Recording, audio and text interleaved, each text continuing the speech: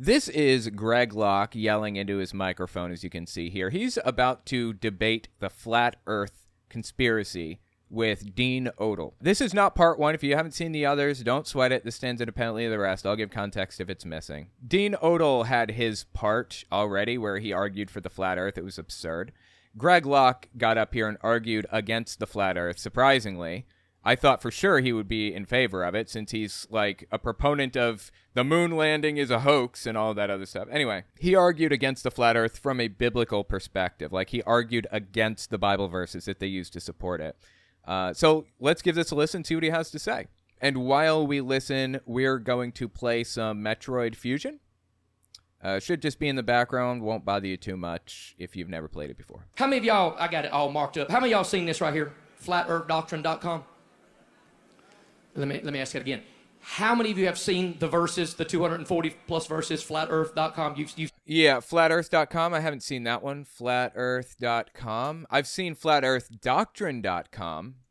But yeah, I've shown the, hang on. Oh, there is no FlatEarth.com apparently.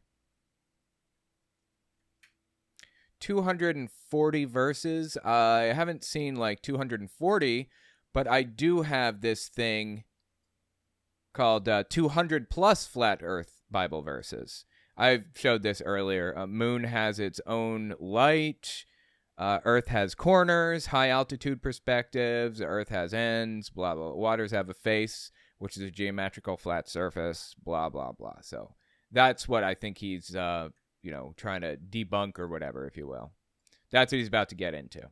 Earth.com. You've seen this at least floating around as a meme on the internet. Dear God, I hope you've actually read some of these verses before you showed up at this debate tonight. All right. Anybody ever? Yeah, because people were going to his congregants' Facebook pages and posting this picture, the one I showed a minute ago, on their Facebook posts. Like anywhere. It didn't even matter what the posts were on. They're just posting it everywhere.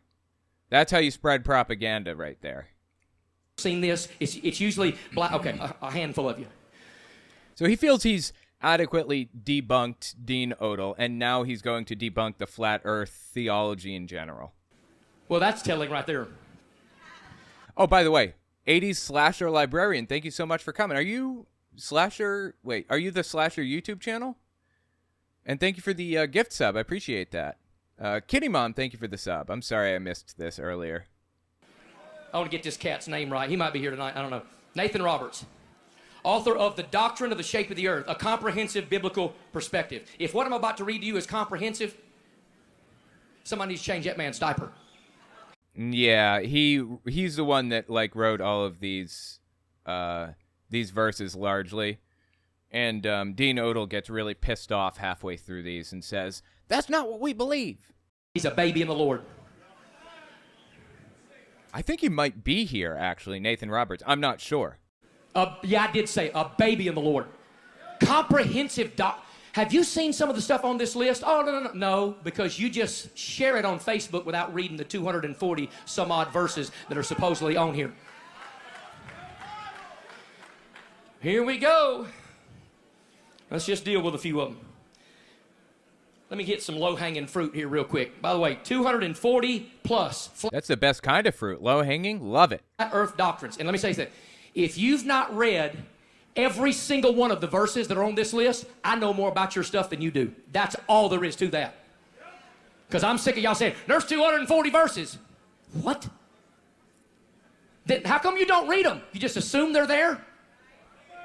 Do you know one of the verses on this list? Ooh, foreshadowing. You see Ridley here? Some shit's gonna go down. Something's gonna go down somewhere at some point, so look sharp. One of the verses on this list is Psalm 46:10, be still and know that I'm God. Wait, be still and know that I'm God. Well, the earth is still, so, Psalm 46:10, be still and know that I'm God. Some of you didn't even know that was on the list. He could have put worship Bozo the Clown on the list and put a fake reference. And some of you would have been like, 241 verses now, preacher. Absolutely. Fair enough. I completely agree with his assessment. People don't even pay attention to this stuff. They just believe it blindly. Greg, are you getting it now? That is what they're doing with what you say. In fact, that's what Greg does with the creationist model, with the 6,000-year-old model or whatever. The earth is 6,000 years old. It was created in 6 literal days, blah, blah, blah. That's what Greg does. Doesn't even matter to him what the Bible verses say. As long as they're on a list, he'll believe it. It's absurd. Yeah, no. Okay. This isn't the hard part. I remember now. This is me freeing the animals. Canonically, the animals survived Super Metroid. If you've watched this whole debate, then you will remember me saving the animals at the end of Super Metroid. And whether you save the animals or not, they're here in this part. Those same exact animals. So anyways, I think this is a hard part to navigate. I don't remember exactly where to go, but we'll figure it out. Anyway, let's keep going. He hadn't even read it. Then he likes to say things like this. Well, Matthew's Bible from 1537 says flat earth. Okay, first of all, I don't read Matthew's Bible from 1537 because the S's were F's and the V's were this. Oh. Yeah, well, I don't know why anybody would use that Bible. Like, seriously, what? You couldn't read it if you had it in your lap. Yeah, it says flat earth. It sure does. 2 Samuel 11:11, I believe it is. You know what it says? Talking about a military installment, an army, in a certain area, fighting another army.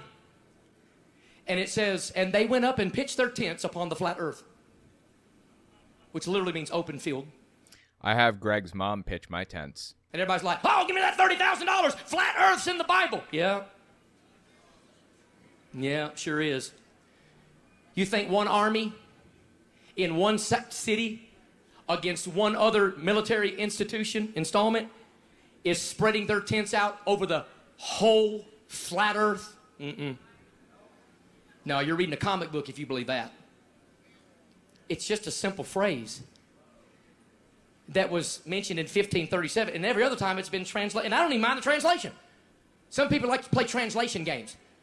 I'm going to read 20 translations until it says what I want it to. Absolutely.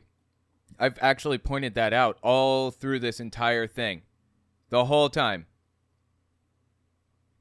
Dean Odell used the AMP version of the Bible when it was convenient to him, and used the King James when it was more convenient. Like, he kept changing Bible versions until it said what he wanted it to say.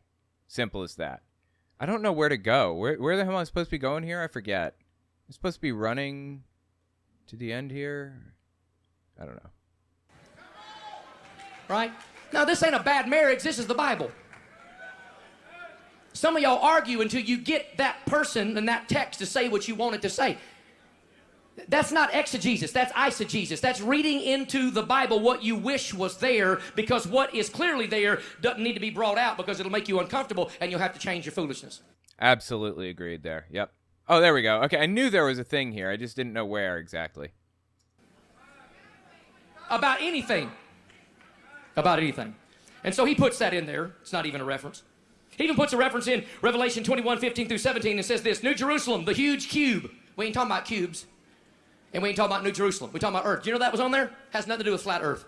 As most of these verses do not, by the way. But let me give you a couple of good ones that I think is quite interesting. In 2 Kings, and they can put it up there, but I'm not going to read through all these. I got to give you a bunch of just the highlights, cliff notes. You can read this. It's on every one of your Facebook pages at some point in the comment section, every one of you. I get it like 15 times a day, so don't tell me it's not there, okay? It's everywhere. It says, and I love how he gives his own descriptions of what the passage is supposed to say. But it is this: 2 Kings 20, 8 through 11. You remember Hezekiah? The Bible talks about the sundial going backwards. He says... I don't remember that specific part, but okay, go on. The sun moves backwards. Two things about that. Number one, that has nothing to do with the shape of the earth. Secondarily, here's what's interesting. Did you know a sundial only works because of a curved earth? I don't actually...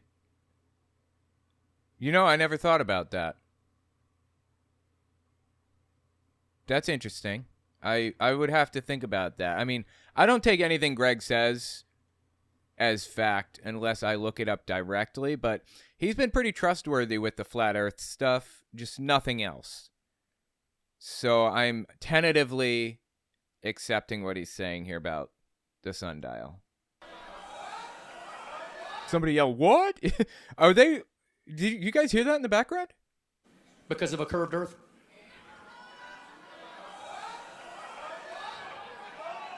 Are they yelling what over and over again? What? Oh my They are! goodness. He's breaking out science. He's one of them scientism believers. Oh my God, he said scientism. Oh, I love it, dude. I love everything about it.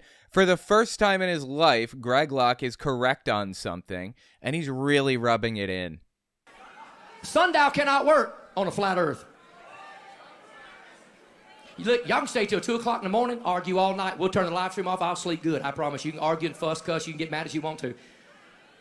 But sundials have nothing to do with the shape of the earth, but everything to do with the fact that, guess what? The sundial don't even work forward or backward without proper shadowing of a curved earth. But nonetheless, we'll keep going. Even if That's interesting. I'm not sure if that's true, but okay, we'll go with it. Hey, welcome, Sengir. Just checking through. Honestly, shocked people still believe flat earth at all. I just thought people said they believe in it to make money off morons. No, it's spreading through the Christian church hard right now. It's crazy. Yeah, I don't know why it's so incredibly popular right now. It just blows me away. don't like that description, it still has nothing to do with the flat earth model. Oh, I love this one. Everyone sees Jesus. Revelation 1:7, right? Well, you know, in Revelation 1:7, the Bible says when Jesus comes again, the whole earth, every eye shall see him. Okay. That's why Greg Locke earlier asked if Dean Odell is a secret rapture believer. Secret rapture's one where Jesus comes back invisibly, brings everybody from earth to heaven, and then he comes back after that happens and, you know, appears to everybody that was remaining, every non-Christian in the world. And there are so few of them now, I assume, that it's easier to see, like all the Christians or whatever. Anyway, that's what was being discussed earlier, the secret rapture. So Jesus comes back and everybody sees him. That's what the Bible says in Revelation. Even if the world was flat, you wouldn't be doing that. Show me somebody parachuting 15 miles from here right now. Okay, it doesn't work that way. You say, well, he's God. He sure is, and so he explains himself well. Revelation 1:7 is a prophetic fulfillment of Matthew chapter 24 when he comes back and the Jews see him. They look upon him whom they have pierced, and a nation shall be born in a day. But just in case that wasn't good enough for you, and it don't do you fancy, I got one better for you. Because everybody's like, well, you know, everybody's going to see Jesus, and so the only way everybody at one time can see Jesus is if the earth is flat. Well, that dog only hunts until you get to Revelation chapter 11. Revelation chapter 11 talks about the two witnesses. And when the Antichrist kills them, the Bible says, and their dead bodies shall lie in the street in the gate of the city, which spiritually is called Sodom and Egypt, where also our Lord was crucified. And they of the people of the kindreds and tongues and nations shall see their dead bodies for 3 days and a half, and shall not suffer the dead bodies to be put in the grave. Question, how are nations and kingdoms and tongues, how are people around the world going to see two dead people in the middle of the street in Jerusalem? Yeah, that's absolutely true. He's drawing out a really good point here, which is there are other parts of the Bible that talk about things being seen around the world that can't literally be seen, whether the earth is flat or round.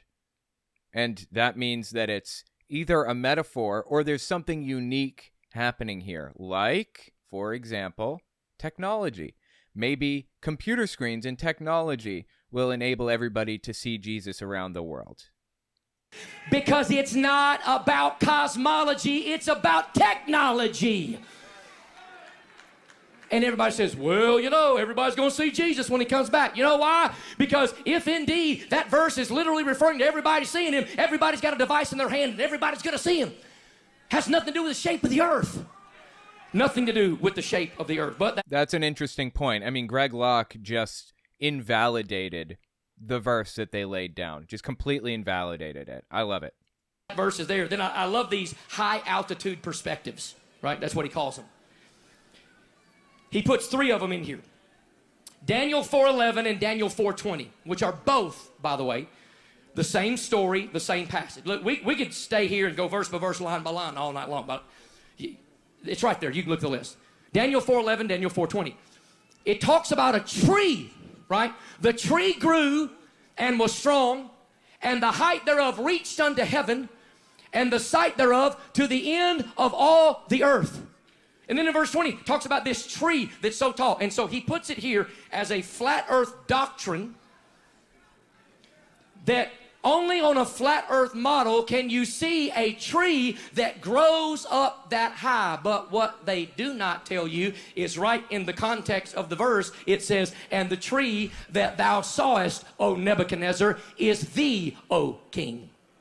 And the nations shall bow down before you. And what's interesting is that in this context, he wasn't just talking about Nebuchadnezzar being the tree. It's plain in the King James. He plainly said 2 times in the story that it was a dream. You know, I've flown in my dreams. Yeah, that's a good point, too. He's talking about, well, okay, later on, Dean Odell comes up and talks about how symbolism is different than literal, or than metaphor. Symbolism and metaphor are different. And this prophecy is symbolism, not metaphor. That's what Dean Odell is going to retort with. I'm sorry, man. I just he's really grasping at straws here. There is metaphor in the Bible, obviously. But I ain't ever flown in real life. A dream's a dream. And you're going to base a theological position off an evil king's dream that already had the interpretation from Daniel himself. You are the tree. So we could deal with that one. Now, everybody loves Matthew chapter 4. The Bible says that the devil, everybody still with me? It says that the devil... You heard how lackluster and quiet that cheer was. Yes. It's because only Greg's people are responding, and Greg doesn't have very many people either. Everybody still with me?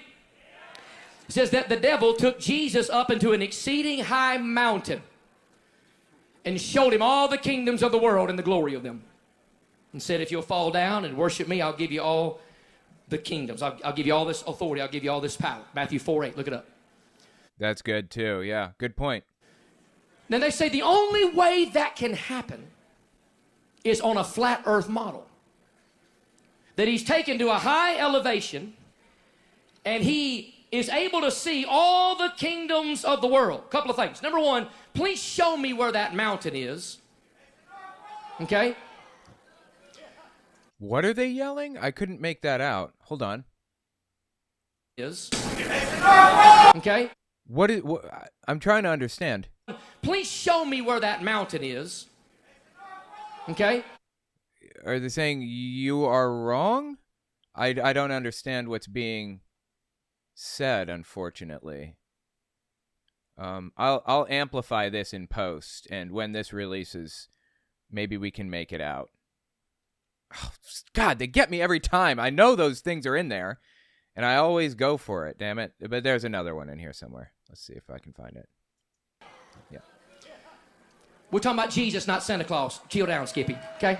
Chill down, Skippy. God, I wish I knew what the dude said. You know what? Hang on. Sorry, I had to. I'm going to turn it up really loud on my end. You guys will hear the same volume. Let me see if I can step back and listen really closely here, okay? Hang on. 332.57. Is on a flat earth model. That he's taken to a high elevation and he is able to see all the kingdoms of the world. A couple of things. Number one, please show me where that mountain is. Okay? I can't make it out. Show me where that mountain is. Okay? I don't know. I can't make it out, unfortunately. Any ideas? He yelled North Pole, did he? That could be. Yeah, okay, he could have yelled that. I can see that. Maybe he said North Pole. Let's listen one more time, just see if we can get it. Please show me where that mountain is. Okay. It's the North Pole. You're right. Absolutely. That's what he's yelling. It's the North Pole. That makes sense completely. That's absurd. I'm sorry. That's just ridiculous. Antarctica. He took him to the ice wall, apparently. Is that what he's saying? Antarctica's in the south, not the north. For some reason I thought, okay. So Antarctica's the South Pole, and it is supposedly the ice wall that surrounds us that we can't get past in these people's minds. The Arctic is the North Pole, and apparently you can go to the North Pole in these people's minds? Question mark? And, like, I guess you can, like, see things from the North Pole? Okay. Interesting.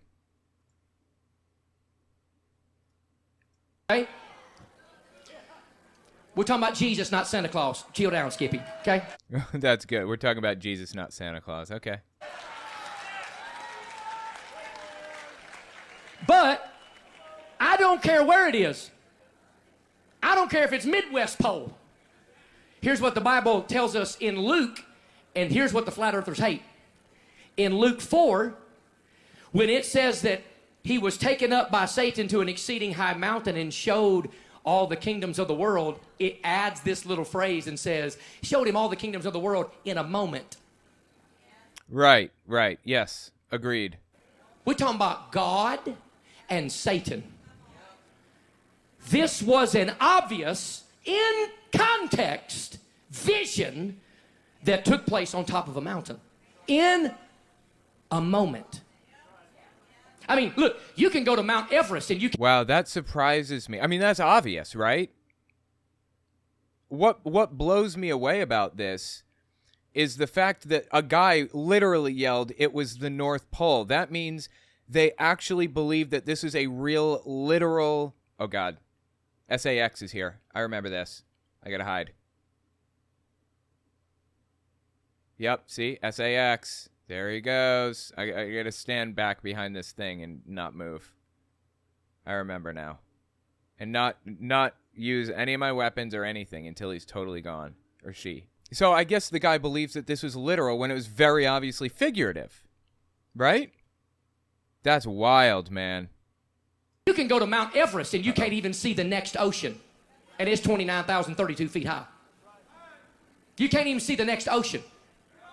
Okay? No, you're exactly right. And guess what? I'm about to help you with that because you're not either. Wait, I didn't hear what they said again. Let me step back. And guess what? Hold on. You can't even see the next ocean. Okay? No. Okay, I'm sorry. I gotta know what he's saying. Let me just step back one more time. Listen real close, okay? I'm gonna talk real quiet. You guys can turn your volume up, and I'm gonna play it. You can't even see the next ocean. Okay? We're not Jesus. He's saying we're not Jesus. Okay. So Jesus has supernatural eyes, and that's why. God, the mental gymnastics these people go through for this ridiculous belief is wild. It is wild, right? Oh my God, dude. Oh, you're exactly right. And guess what? I'm about to help you with that because you're not either. Because the whole purpose was for Jesus. Why did the devil take him up to an exceeding high mountain? Because the devil had to teach Jesus a thing or two about cosmology.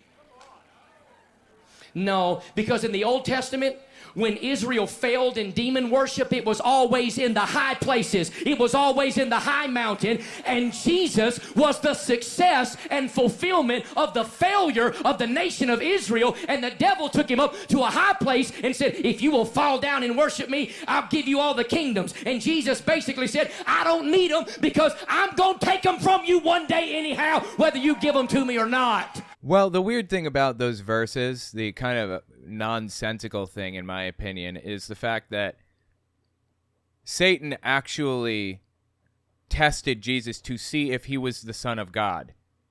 He said, if you're really God's son or the Son of Man or whatever, I don't know what the original language said. If you're really him, then turn this rock to bread. And Jesus said, God will not be tested or whatever. Why was Jesus trying to prove that he was really the Son of God to Satan? Shouldn't Satan know that? Really weird to me. Okay. This ain't a high altitude perspective. This is a fulfillment of Jesus. And since I ain't Jesus, I don't get to impose cosmology on it. So it works. You hear his wife yelling, come on. She yells in the background. Her voice is indistinguishable from Marjorie Taylor Greene's voice. It's wild. Anybody all right? All right, now listen. Very first one. Earth created before the sun. Okay. What's that got to do with flat Earth? Nothing. You understand that? Universe is complete, not ever expanding. I believe that. Our understanding of it is expanding, but the universe is not expanding. God. No, the universe is expanding. Here's something interesting about the universe expanding, actually. Nothing can move faster than the speed of light within the universe, right?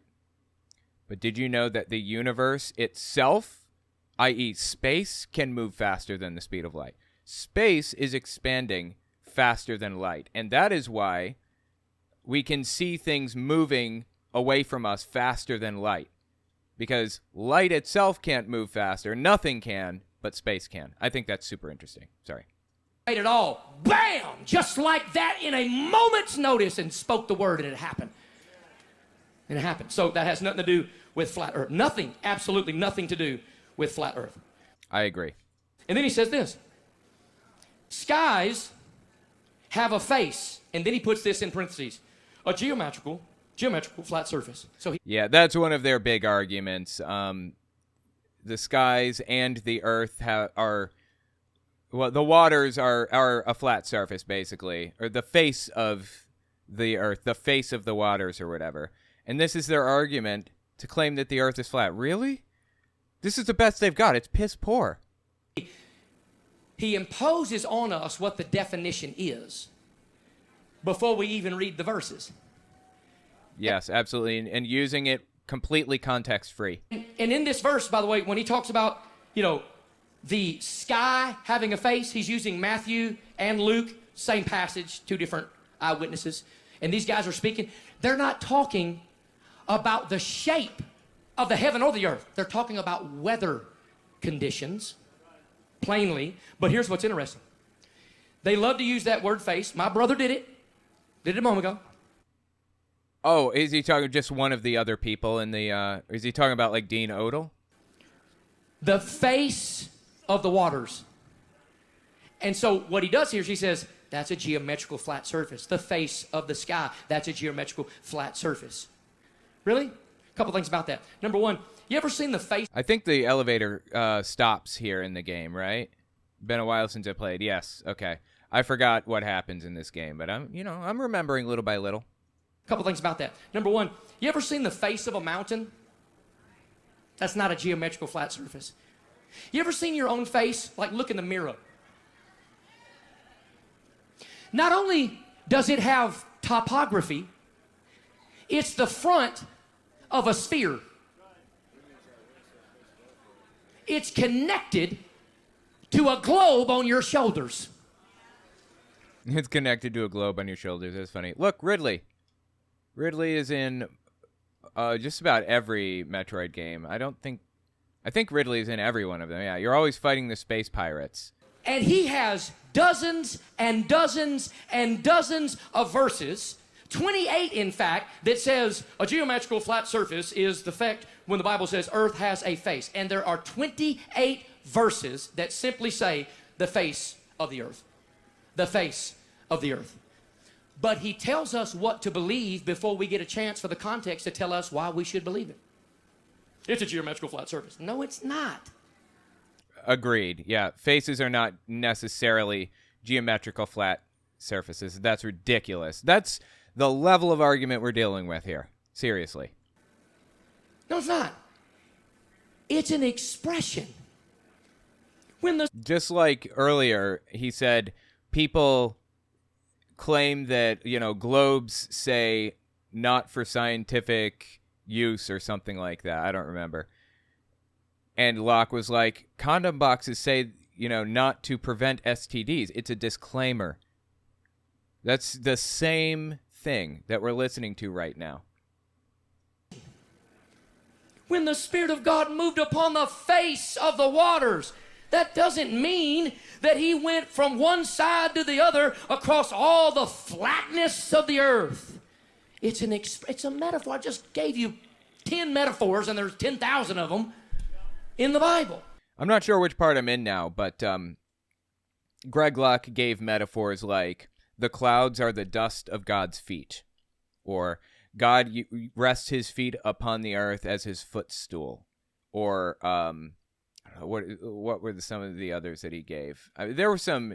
Oh, we are the light of the world. And Locke said, no, we're not the light of the world. Jesus is the light of the world, and we reflect his light. I felt like that was a flawless argument, honestly. How can you argue with that? He's absolutely spot on with that. Because in the same way, these people argue that the moon reflects the sun's light in the round earth model, but that can't be because the Bible says that it's its own illuminary device or whatever. In the exact same way, Greg Locke aptly points out that Jesus says we're the light of the world when we're reflecting Jesus' light. Like, he's just knocking them down with argument after argument. It's fantastic to watch, honestly. There's an E-tank right here. This was the bane of many speedrunners' existence because you have to jump over it, and it's like nearly pixel perfect. And if you don't jump over it properly, if you touch it for 1% speed runs, then you have to start all over. It's just a nightmare. They have to practice that a lot. Anyway.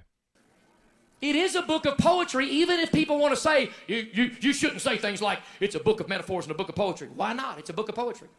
Yeah, I agree. It has poetry in it. It is a book of poetry. 100%. It has poetry. It has historical narrative that isn't necessarily correct. I mean, it has apocalyptic genre writing. There are a ton of different genres of writing that this book has because it's really a collection of 66 books written by dozens of authors from varying levels of wealth and social status and so on and so forth. 1 billion different types of people wrote this book. You cannot tell me that it's all one genre and it's all exactly perfect and in line and it reads like it's the same writer. I mean, give me a break. They can't be serious with this. Sadly, they are. Most of what is quoted comes so often out of the book of Psalms. There's his wife again. Come on. Sounds like Marjorie Taylor Greene. God, I love it. Quoted comes so often out of the book of Psalms, which is poetry. I mean, it's actually poetry. That's how it was written. It's poetry. It's a poetry book. It's beautiful. I love it. Believe every word of it. It's actually a song book, but close enough. But it's still analogistic. And he has 28 verses for that one. Analogistic. I might have to pause for a second to beat this spider. This can be really hard if you don't know what you're doing. 54 verses for the other faces combined of water and sky. All of these verses, and they all say the exact same, you don't even need my context or your context. The context is, it's a simple illustrative term. Absolutely agreed. Just the face of the earth. Just that's it. There's no shape in it. Nobody wins that argument. Not me, not you. It's not a face as far as the shape of the earth. It's an expression of what's happening in that particular part of the earth. Man, there's so many. I love this one. Job 37:10. Can we put that up there? Job 37:10. He says, his description is, waters are straight, not curved. Based off this verse. By the breath of God, frost is given, and the breath of the waters is straightened. He's talking about frozen water. Yeah, the reason that this doesn't make sense is because water curves. It does. It curves. That's just a fact of the world. Like, this is directly contradictory to our understanding of the world. Dude, I'm just getting bodied right now. The point is, Greg Locke... Wait, what was Greg saying? Hang on. Of God, frost is... Right. The point here that Greg Locke is making is absolutely sound. The point is that water is not curved. You can visibly observe that yourself. You know, I mean, we can visually observe other stuff too. We can visually observe the fact that the Earth is not flat. We can visually observe ourselves that it's older than 6,000 years by drilling into a tree that's 10,000 years old, or looking at this evidence or whatever. Like, there are a billion different things that we can do to prove that the Earth is older than 6,000 years. But these people insist on making it out as though, like, there's no way to tell this stuff, and water is not curved. I mean, this is one of the most obvious things that you can disprove, that water does curve. Not curved. Based off this verse. By the breath of God, frost is given, and the breadth of the waters is straightened. He's talking about frozen water. By the breath of God, frost is given, and the breadth of the waters is straightened. Yeah. 100%. It even says frost is given. It's talking about cold areas. Yes, obviously. How does it get clearer? It's like these people live in a fantasy land. Seriously, it's nuts. Dude, I forgot how dangerous these guys are. These bees. I believe they take like a whole E-tank of damage or something like that. I forget.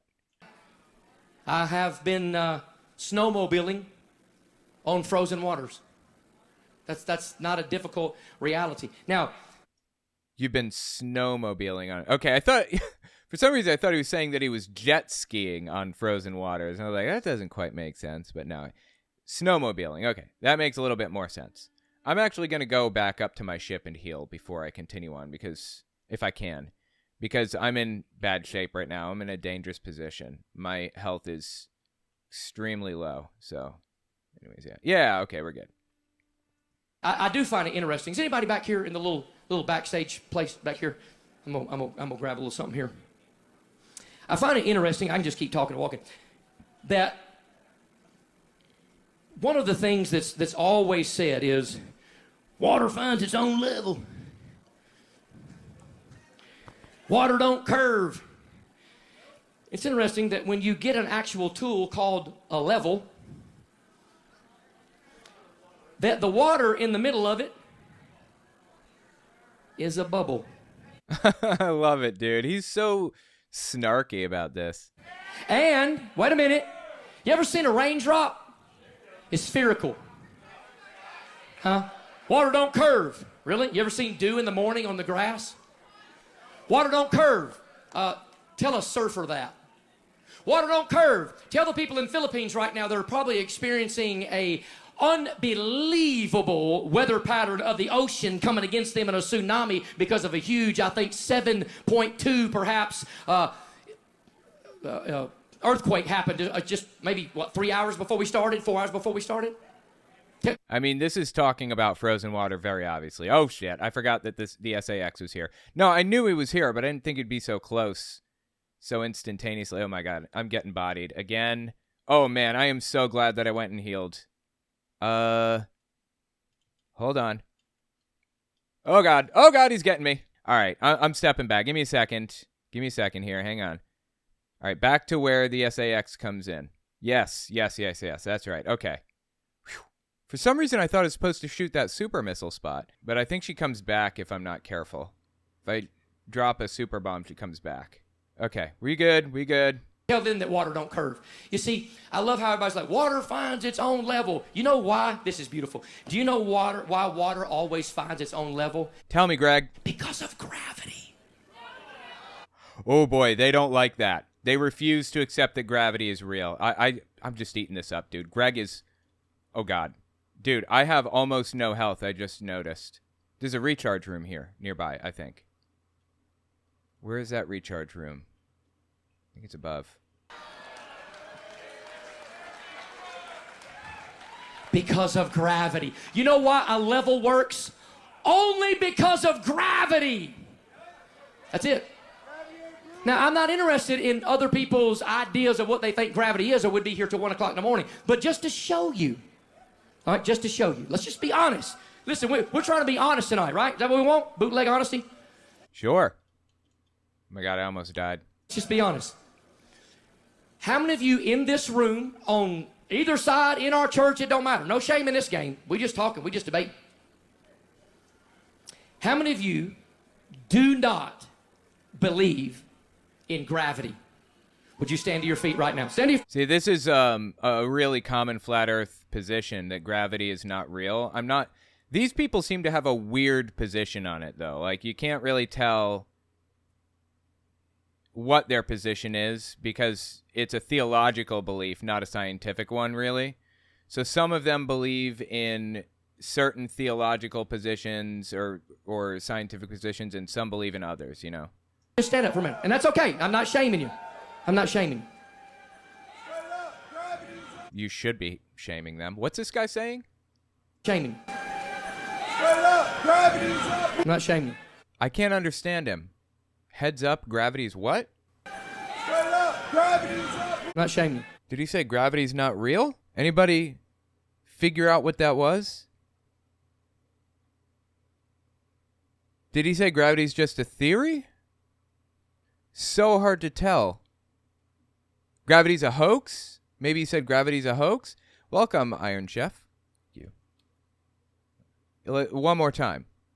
I'm not shaming you. Maybe he said gravity's a hoax. Maybe that was it.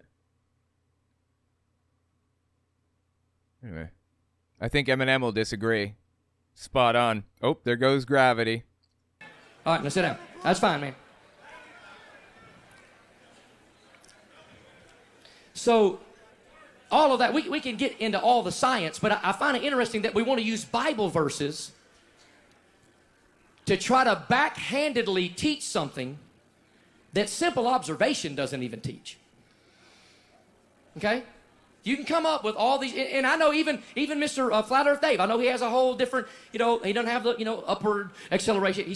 Again, Flat Earth Dave is just this ridiculous flat earther who talks to famous politicians and stuff. I find it super interesting that Greg Locke is like referring to him here. This is an extremely dangerous part of the game because I have like almost no health, and these guys do like a whole bar of damage to me if I barely have 1 bar now. So if I mess up once, then I die. But of course I have rewind, so it doesn't really matter. Anyway. So what about Flat Earth, Dave? He doesn't have the, upward acceleration. He's got this whole, fantastical idea. I get it. I applaud people that want to use their brain. I'm not trying. Right, because the replacement for gravity, since people believe that gravity isn't real, some people believe that upward acceleration is happening. That's what's causing us to, be stuck to the earth, basically. When in reality, we would have to continually accelerate 9.8 meters per second squared or whatever it is. And we would be well beyond the speed of light at this point if we continued to accelerate. Because if we are not accelerating but staying at the exact same speed, then it doesn't, it's not going to hold us to the earth anymore. So if we accelerate up to, 7 Gs or something, and then we balance out and just continue going that speed, the acceleration hurts us at first. It pushes us into our seats, but it balances out again, and the acceleration is not happening. We're not accelerating anymore. We're just going a certain speed, and we normalize to our environment. That's why we're not flying off the earth right now. It's going 1,000 miles an hour, because we're going 1,000 miles an hour with it, and we don't feel the acceleration taking place. So for acceleration to be the thing that was causing us to whatever, causing us to feel like we're stuck to the earth, we'd have to be speeding up continually and permanently at 9.8 meters per second squared or whatever it is. And that's just not what's happening. It's not. We would be going well beyond the speed of light by now. Shame people. My whole deal is believe in flat earth all you want, and let's be friends.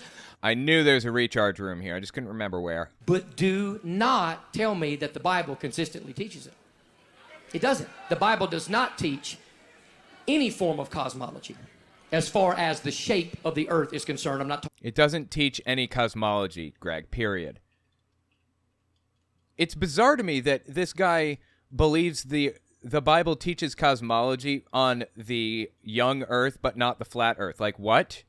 Are you kidding? Talking about creation for all of the soundbite technicians that are in the room. But then it says, Earth has ends. There are 40 verses that talk about the ends of the earth. Now, do I believe in that phrase? Absolutely. Of course, I believe in that phrase. I wouldn't be a Bible believer if I did not. Deuteronomy, chapter number 28. And again, he's got all of these verses. There's no way that I can deal with all of them. But in verse 49, listen what the Bible actually says about this context. The Lord shall bring a nation against thee from far, from the end of the earth. It's pretty plain. He's going to bring them from the end of the earth, as swift as the eagle flieth, a nation whose tongue thou shalt not understand. He tells Israel, a nation from the far reaches of the world are going to come, and they are going to subdue you. But let's just say, oh, I forgot about this boss. Yeah, this is a really interesting boss. Okay. I remember how to beat this boss. Give me a second here. Okay, got it. All right, sorry about that. Just had to step away for 1 second. All right, let's continue. Hypothetically, from my side,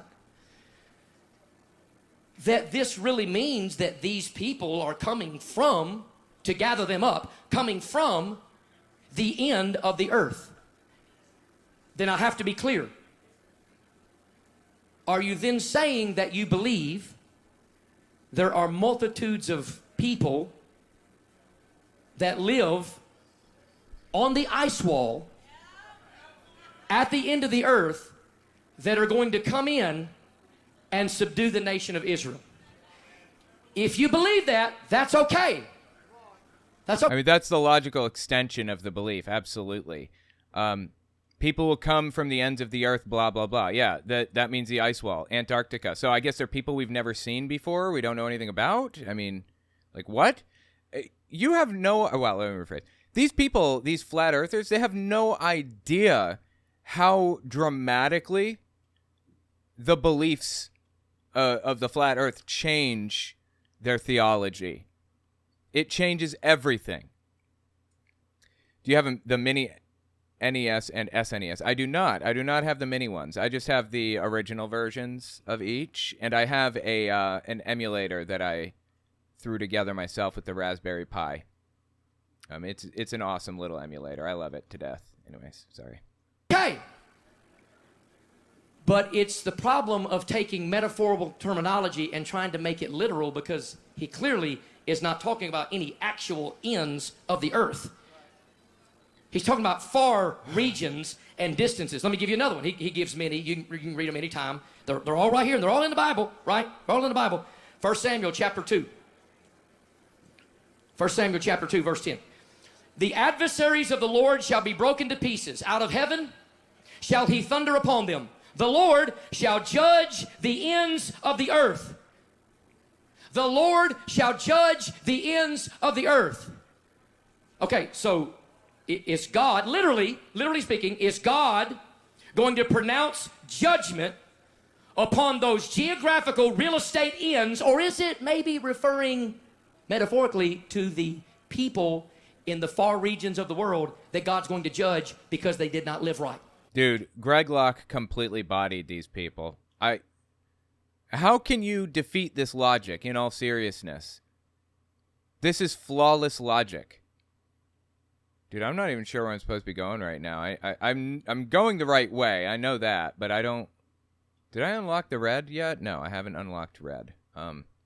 Yeah, I don't remember where I'm supposed to go next. I feel like I'm in the right room here, though. Anyways. I mean, he's pointing out all of the flaws, all of the, what do you call it? The metaphors. That just destroys everything because they necessarily believe that there are no metaphors. Well, if a gun was put to my head, I believe I'd go with the metaphorical analogy. Okay? And there are many, many, many, many, many of these. Isaiah 52. Matter of fact, let me just give you another one. Isaiah chapter 52. I Please give me another. love using the Bible, so I like to flip. I don't care about them screens. Isaiah chapter 52, verse 10. The Lord, by the way, these are on his list, not mine. The Lord hath made bare his holy arm in the eyes of all the nations, and all the ends of the earth shall see the salvation of our God. So now the ice wall has eyes? Seriously, how do you beat this logic? Honestly, Greg Locke completely destroyed them in this, right? They're going to see the salvation. No, it's the people from far distant regions. It's simple metaphor, and it's truly unbiblically silly to try to force anything else into the text. And there are many, many, many of these. Matter of fact, here's one that he did not put on his list. And I don't think it was accidental oversight, but I'll give him the benefit of the doubt. Psalm 22, verse 27. All the ends of the world shall remember and turn unto the Lord, and all the kindreds of the nations shall worship before him. So Greg Locke is just destroying the beliefs that Nathan Roberts, I think, did this, laid down. The beliefs that Dean Odle holds. But some of these beliefs are not held by Dean Odle. And in a minute, I remember this part, he's going to come in and complain that Greg Locke is debating Nathan Roberts rather than Dean Odle himself. Well, Greg already addressed all of the theological nonsense that Dean Odle laid down. So he doesn't need to debate Dean Odle anymore, in my opinion. Like, this whole thing is nonsensical garbage, all of it. And Dean Odle is just upset that he was destroyed theologically here. I wonder why he skipped that one. So, step back, listen to the verse one more time. Turn unto the Lord. Sorry, hang on. Here we go. 7. All the ends of the world shall remember and turn unto the Lord. That literally means, what that means, all the ends of the world will turn and remember the Lord or whatever, that means everybody in the world, to the ends of the earth, everybody in the world, not the ends of the earth, which would be Antarctica, in their heads. All the kindreds of the nations shall worship before him. I wonder why he skipped that one. Well, because it proves that the ends of the world are people, not actual ends, that are guarded by a continent that is not stretched around the entire circumference of a flat earth model. It's just not. And I can't wait till we go. We're going. Oh, yeah. He told Dean Odle that he arranged for both of them to take a trip to Antarctica. He has somebody that's going to pay for the trip. He has the paperwork all ready to go. All Dean has to do is sign on the dotted line, and they're on their way to Antarctica. And Dean Odle insists Antarctica is actually an ice wall that the governments have refused to allow anybody into, which is simply not true. As a civilian, a normal person, you can go there on a trip. And anyways, Greg Locke said, I will pay for you to come with me. And Dean, in my opinion, arranged the situation in such a way that when he left Greg Locke's church here, he would be in a bad relationship with Greg. He was trying to poach his churchgoers, in my opinion. We're going. Okay. Money's in the bank. We're going. We're going. And let me tell you something. Oh, and he also offered to, wait, maybe he didn't get to that part yet. Just keep listening. I'll eat crow. I've apologized for a lot of things in my ministry. But I hope y'all be willing to repent as well. Because we going. Let me tell you something else we're going to do. Maybe. I'm working on. Here, this is the part that just, I love this. Just listen to this. You see, I came well prepared. I may not have all the understanding scientifically, the inner workings, and I appreciate all of his study. But I do some pretty good due diligence. There's an outfit called Worldview that launches next year. They got these big capsules that they put 6 people in. You know what I'm talking about? And they No. Dude yells CGI. Don't CGI me, because I'm going to put you in one of them. And they put 6 people in these capsules. They put them in a balloon. They take them up to 110,000 feet. Now look, I don't care about your fisheye lens. I don't care about your horizon. By the way, just so everybody's aware, fisheye lens is just a wide angle lens. I have a wide angle lens too, and it kind of curves things visually for the same reason that when you look at a barrel, the bands on the barrel are curved in your sights, because that's how vision works. There we go. This is an epically long shine spark. Every Metroid game has an epically long shine spark, and that was this game's. Anyway, the barrel bands look curved with your normal vision, and that's the same effect that a fisheye lens is dealing with. It's just a perspective thing. That's just how vision works. But people have gone up like tons and tons and tons of times to space, or near space or whatever, with non-fisheye lenses, with regular non-wide angle lenses, and shown what it looks like, and it's curved. If you point a fisheye lens, that wide angle lens, up instead of down, then it appears as though the Earth is curved upward too. I mean, it's not proving that it's flat or whatever. Anyway, if you put it perfectly center, you will get the actual view of the Earth. I fly around the world all the time. You ain't gonna see no, curvature at 35,000 feet. You're just not. You do. I mean, it's super, super faint, but you absolutely do see a curvature at 35,000 feet in an airplane. If you take a piece of paper and you put it up to your eyes, without giving your eyes a paper cut, don't want that, and you line it up perfectly straight with the Earth out the airplane window, you will see that the Earth curves down slightly compared to this piece of paper. It's super, super faint, but you can see it. These people just want to deny reality. Simple as that. So you win that one. But I love how you say, that picture of curvature out that airplane window is curved. Yeah, but when it's straight, the picture's okay, I guess, right? Yeah, so good point. They deny reality when it's inconvenient, but they accept reality when it's convenient to them. Just absurd, dude. So you can't have it both ways. It's hypocritical.